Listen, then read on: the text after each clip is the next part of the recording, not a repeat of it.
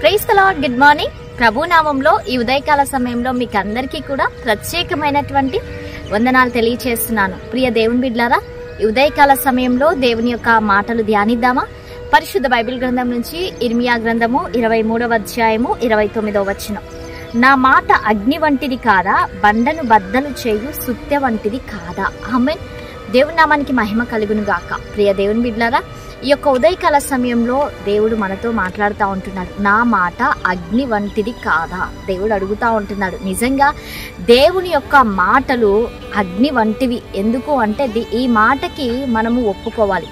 బండను బద్దలు చేయు సుత్తె వంటిది కాదా? ఇప్పుడు ఒక సుత్తెతోటి మనము బండను బద్దలు చేయవచ్చు. దేవుని యొక్క వాక్యము కూడా అంతే. దేవుని యొక్క వాక్యాన్ని ధ్యానించినప్పుడు, ఎప్పుడైతే దేవుని యొక్క వాక్యాన్ని మనం వింటామో, ధ్యానిస్తామో, అప్పుడు మనలో ఉంటున్నటువంటి, మన హృదయంలో ఉంటున్నటువంటి ప్రతి విధమైనటువంటి నెగిటివిటీ అంతటిని కూడా దూరం చేసేటువంటి సామర్థ్యత దేవుని యొక్క వాక్యానికి ఉంది అండి.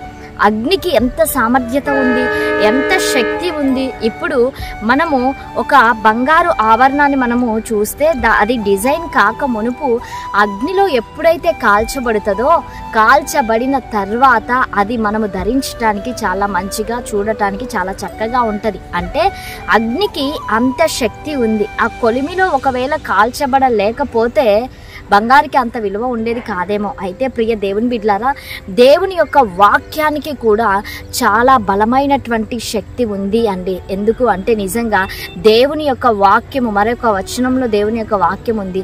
దేవుని యొక్క వాక్యము సజీవమై బలము గలదై మన యొక్క ప్రాణాత్మ కీళ్లను, శరీరమును, మూలుగును విభజించినంత మటుకు దూరుతుంది అని దేవుని యొక్క వాక్యం సెలవిస్తూ ఉంది. ప్రియ దేవుని బిడ్డలారా, అంటే లోపల ఉండేటువంటి మూలుగును దేవుని యొక్క వాక్యం ఏం చేస్తుంది అంటే కదిలింప చేస్తుంది. దేవుడు మనతో, దేవుని యొక్క వాక్యం ఎప్పుడైతే మనం చదువుతామో దేవుడు మనతో మాట్లాడడం స్టార్ట్ చేస్తాడు. అంటే మన యొక్క హృదయంలో ఎటువంటి తలంపులు ఉన్నాయి, ఎటువంటి ఆలోచనలు ఉన్నాయి, పరిశుద్ధమైనటువంటి తలంపులు ఉన్నాయా, లేకపోతే చెడు తలంపులు, చెడు ఆలోచనలు ఉన్నాయా, ఏవైనా సరే దేవుని యొక్క వాక్యము మనం ధ్యానించినప్పుడు, దేవుడు మనతో మాట్లాడుతున్నప్పుడు, దేవుని యొక్క వాక్యం మన హృదయంలోనికి వెళ్తూ ఉంటున్నప్పుడు ప్రతి వంకరమైనటువంటి మార్గము, ప్రతిదీ కూడా దేవుడు ఏం చేస్తాడంటే అది మంచిగా చేసి మన యొక్క ప్రవర్తన అంతటిని కూడా చాలా మంచిగా దేవుని యొక్క వాక్యం చేస్తుంది అండి. దేవుని యొక్క వాక్యం మనల్ని ఖండిస్తుంది. దేవుని యొక్క వాక్యం మనల్ని బుద్ధి చెప్తుంది. అంత శక్తి కలిగినది దేవుని యొక్క వాక్యం. ఇంత శక్తి కలిగినటువంటి దేవుని యొక్క మాటలను ఒకవేళ తిరస్కరించేటువంటి స్వభావంలో ఒకవేళ నువ్వు ఉంటున్నావేమో ప్రియ దేవుని బిడ్డలారా, అలా కాక దేవుని యొక్క వాక్యాన్ని చాలా శ్రద్ధగా మనం విన్నప్పుడు, ద్వితీయోపదేశ కాండంలో కూడా ఉంది కదండి, దేవుని యొక్క మాటను చాలా శ్రద్ధగా విన్నప్పుడు, ఎవరైతే శ్రద్ధగా వింటారో, దేవుని యొక్క వాక్కును ఎవరైతే అనుసరించి నడుచుకుంటారో వారిని దేవుడు ఏం చేస్తాడు అంటే ఆశీర్వదిస్తాడు. ఆమేన్, హల్లెలూయా.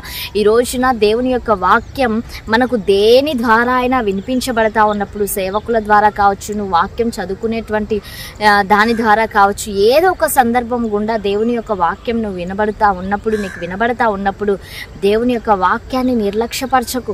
అశ్రద్ధగా ఉండద్దు. దేవుని యొక్క వాక్యం వినబడతా ఉన్నప్పుడు చాలా శ్రద్ధత కలిగి దేవుని యొక్క వాక్యాన్ని వినేటువంటి వారముగా ఈ యొక్క ఉదయకాల సమయంలో ఉందుముగాక. ఆమేన్. మరి అందరం కళ్ళు మూసుకుందామా? ప్రార్థన చేసుకుందాం. ప్రార్థనలు ఏకీభవించండి. పరిశుద్ధ ఆత్మదేవ, సర్వోన్నతుడా, సజీవుడా, మీకు వందనాలు ప్రభువా.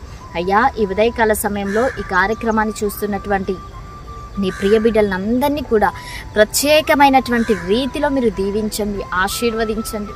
అయ్యా, నీ బిడ్డలు ఈ దినాన ఏ పనులైతే చేయబోతుంటున్నారో ప్రతిదీ కూడా మీరు సఫలము చేసి నాయన ఈ ఉదయకాలపు దిన దీవెనల చేత ప్రతి ఒక్కళ్ళను కూడా మీరు నింపమని యేసు శక్తి కలిగినటువంటి నామంలో అడిగి వేడుకొని పొంది ఉంటున్నాము తండ్రి. Amen. Praise the Lord. God bless you all. Have a nice day.